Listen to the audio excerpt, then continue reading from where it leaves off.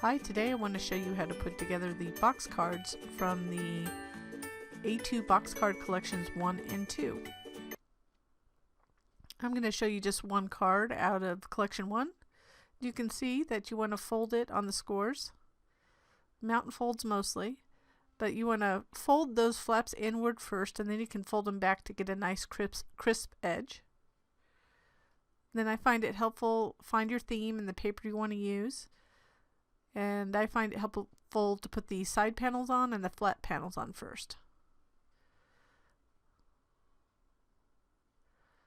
So these are great cards because they're kind of a 3D card that flattens into an envelope that fits into an A2 envelope, which we have a free A2 envelope SVG file on our website in the basic envelope set. You can go ahead and decorate it any way you want. So we have these 3 side panels on. And you see the flap kind of pulls down in the front. So the easiest way to put them on is to flip it over and glue it on the other side. And you just want to center it. There's a little edge around the whole thing, whole flap. This is where you can add embellishments to the side and the flaps. And then I previously printed something else on the other side of that paper, so no waste in this household if I can help it. So we have all the flaps on. And then we don't want to put that last one on yet. We'll put that on after we glue the card together. So we're going to add glue to the side tab, then line up the other edge to the tab fold and make sure it's lined up on the bottom too before you apply pressure. It's good and square. And there is a panel that I don't show that's also included in the file for the back of the card if needed for a sentiment. So we'll add this panel to the inside. Just carefully slide it in, make sure just a little edge around each side. Just get it placed and then apply pressure. Sometimes I'm not good at putting those in straight, especially if I'm doing it quickly. I wasn't rushing in the video, but a little pressure when you're getting videotaped, right? So then you see the flaps pull down. So next we need to, in order to add the embellishments to the inside of the card that pop up and make it, what a great box card is that you need these little inserts.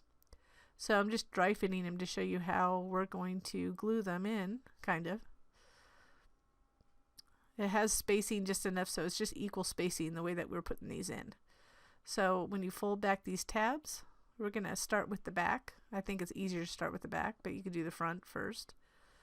But go ahead and normally I don't put glue on both sides, but this time I did because I'm not so good with it. So if you do that, make sure it's folded in so it doesn't get on the other side. But we want to make sure that that tab edge is aligned with the back of the card, with any box card. And once you get it in place, before it really, really dries, you want to flatten it both ways to apply additional pressure and make sure that it's straightened. I didn't do it both ways this time, but it was pretty straight. It kind of self-adjusts when you flatten it, which is nice. So with this insert, we're going to face it towards the front of the card.